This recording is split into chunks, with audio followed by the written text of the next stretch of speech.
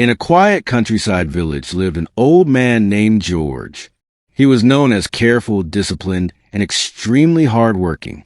From early morning until sunset, George worked in his small fields. He saved every dollar. He avoided unnecessary expenses. People in the village often said, "George is smart. He knows how to survive." George believed one thing deeply. Money is security. Money is freedom. His grandson Ethan lived with him for some time. Ethan loved village life, running through fields, greeting neighbors, helping anyone who needed a hand. One evening, Ethan asked, "Grandpa, why don't you ever slow down and enjoy life?" George replied calmly, "Because life is uncertain. If you don't save today, tomorrow will be cruel." Years passed. George grew older. His savings grew larger, but his world grew smaller. Neighbors stopped visiting. Friends drifted away. Ethan grew up and moved to the city for work. One cold afternoon, George fell ill.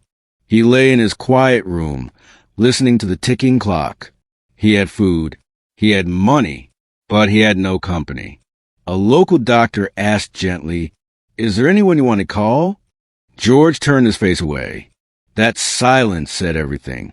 Days later, Ethan returned to the village. He sat beside his grandfather and held his hand.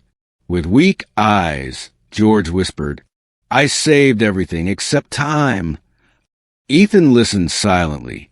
George continued, "I thought money would protect me, but I forgot. People protect the heart."